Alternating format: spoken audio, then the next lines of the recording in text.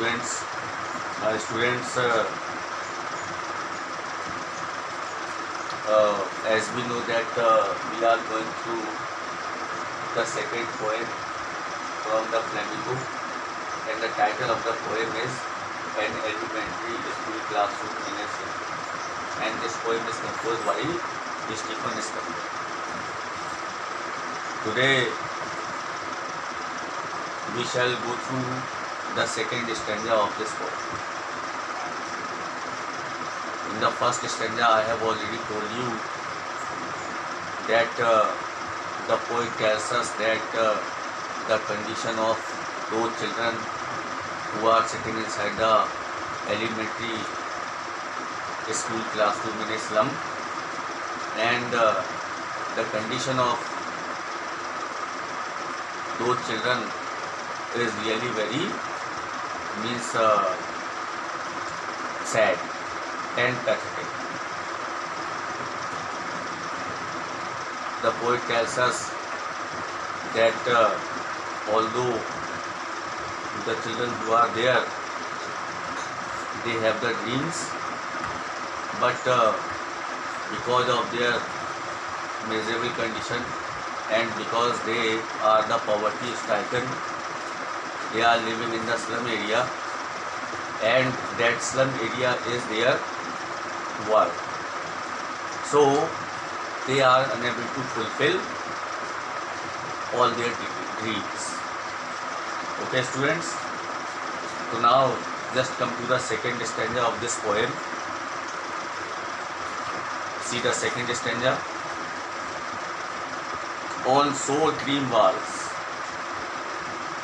donations, Shakespeare's head, cloudless at dawn, civilized dome riding all cities, pale flowery Tyrole's valley, open-handed man, awarding the world its world.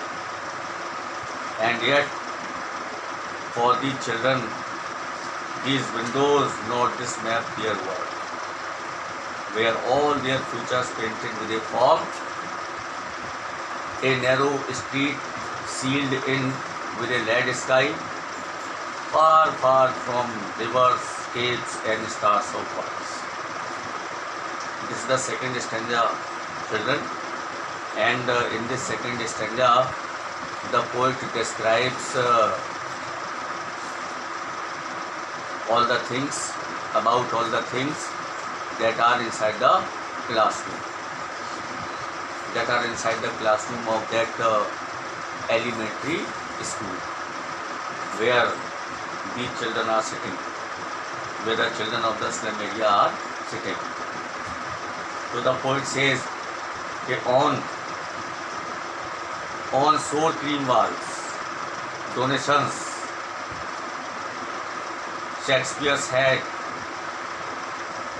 cloudless at dawn, civilized dome riding all cities. On sour cream walls, meaning thereby on the dull and drab walls of the classroom.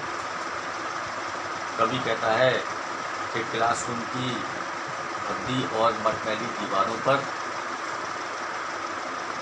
the gifts given as donations and the picture of Shakespeare's head are hung there. The gifts given as donations stands for the gifts which are given as donations by the rich people,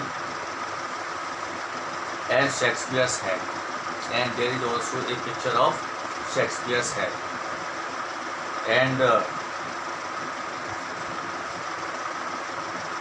they are hanging on the unpleasant, creamy, dull and drab walls of the classroom. कवि कहता है कि जो classroom की मटमैली और भद्दी दीवारें हैं, उन पर बहुत सी ऐसी चीज़ें टंगी हुई हैं जो डोनेशंस के रूप में प्राप्त हुई हैं, और उनमें शेक्सपियर के चेहरे का चित्र भी है. The picture of Shakespeare's head is also hanging there, cloudless at dawn. Civilized dome riding was peace. Meaning thereby, but the poet tells us, in the early morning the sky is cloudless and domes of the institutions of the civilized world shine in every city. देखिए, cloudless at dawn. Dawn means early morning, at the time of the break of day. कवि कहता है कि in the early morning, सुबह के समय, सुबह जल्दी, द स्काई इज क्लाउडलेस, आसमान बिल्कुल बादल रहित है, साफ है, and the domes of institutions of the civilised world shine in every city. And the domes of the institutions, विभिन्न संस्थाएं हैं और विभिन्न संस्थाओं की जो गुंबदें हैं, ऑफ द सिविलाइज्ड वर्ल्ड, सभ्य संसार की, शाइन इन एवरी सिटी, वे प्रत्येक शहर में चमकती हैं, शाइन करती हैं. But according to the poet, these are useless to these unfortunate children. लेकिन ये सभी जो वस्तुएं हैं जो डोनेशन में प्राप्त हुई हैं और शेक्सपियर का जो पिक्चर है, तो the poet tells us that these are useless to these unfortunate children. All these things are useless. ये सभी वस्तुएं उन अभागे बच्चों के लिए यूजलेस हैं, बेकार. Again the poet tells us, belled flowery Tyrolese valley. Tyrolese valley, meaning there by, the poet tells us, so are they in Tyrol valley. Music of bells and fragrance of flowers pervade there. ऐसे ही वहाँ पर एक Tyrol valley का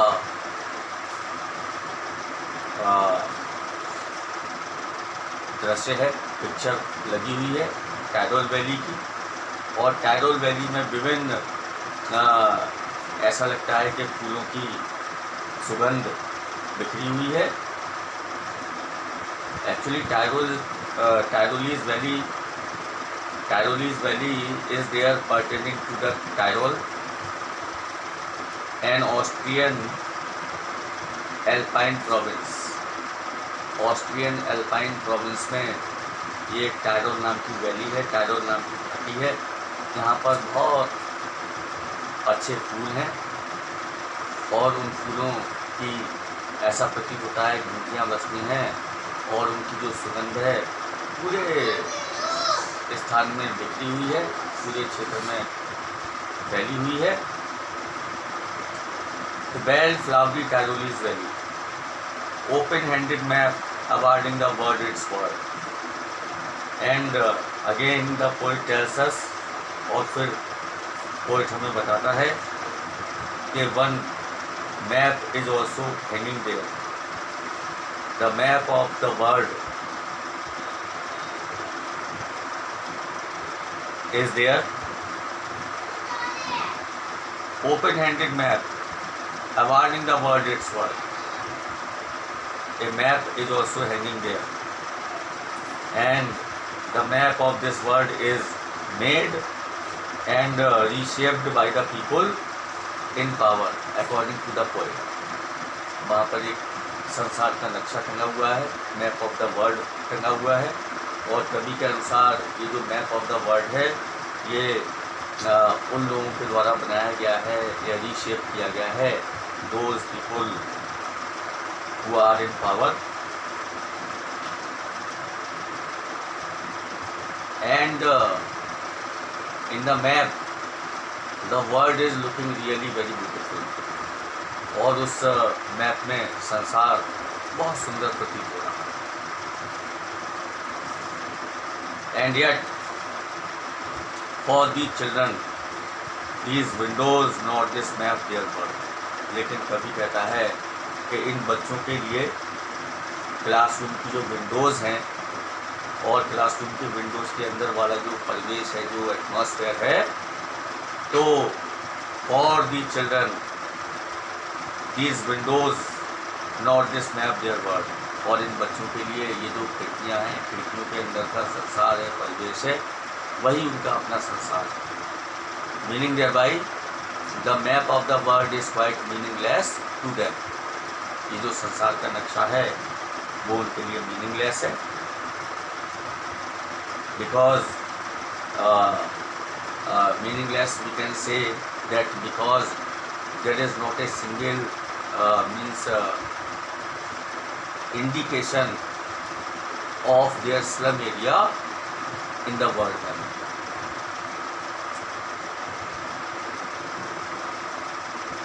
But for the children of the slum, that word is meaningless.